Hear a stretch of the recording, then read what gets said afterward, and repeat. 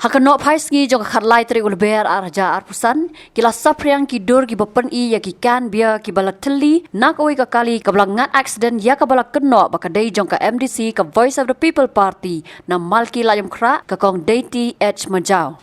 Habawat jing tip ya kene ka khubor na ki pulit Kyrwoh district ka pen scam bakatai ka kali kadai ka balapendon kam dakatai ka MDC ka badai ru ka executive member ka badai pet ya ka tenat legal matters. Layathu bakajing ja kadai ka belajar surak ba Quinine Kyrwoh district menha ka miet jong ka pratri ulber araja arpusan bat katai ka kali kala no syakap nalar harot surak ha katai ka snong.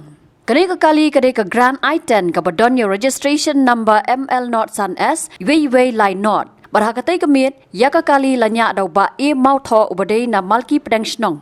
Na lor utay ubanya, ladon lang ka MDC bat uway pat ubri ubla tip kumu ba je po long ubadai hi na malki pedang snong kibla Mynsaw. Ya kini ki arngot lapen ket no da ka ambulance sa Bethany Hospital nong po haswa ban poi ki pulit ha ka jaka ba accident bat kham hadien lapen ket no sa Apollo Hospital Guwahati ban yo ya ka jing sumar bapaka. Ya ka kali ka badon bat bon tli ki biarkan lara no sa nong po police station. Ringkat nang ban yada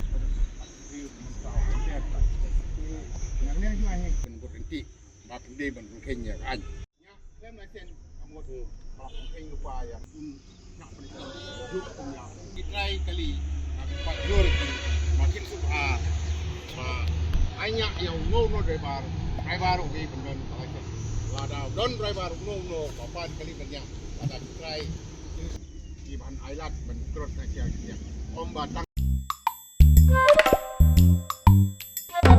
Habatin, pej bahagi kishap, kashap plus F. Ka plus F? Hakabam bangibam dunaki eki batay kamet.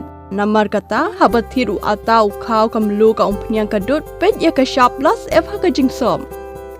Yaki nutrient kumki vitamin bat ka ayan la icon diat bat akabatau bha kam kata ikadur jengki marbam kajing mat lani ka rukom shed yaki. Balehi banai kita. Kadon ka wei kajing mentoy bakongsan. Kakot kakia.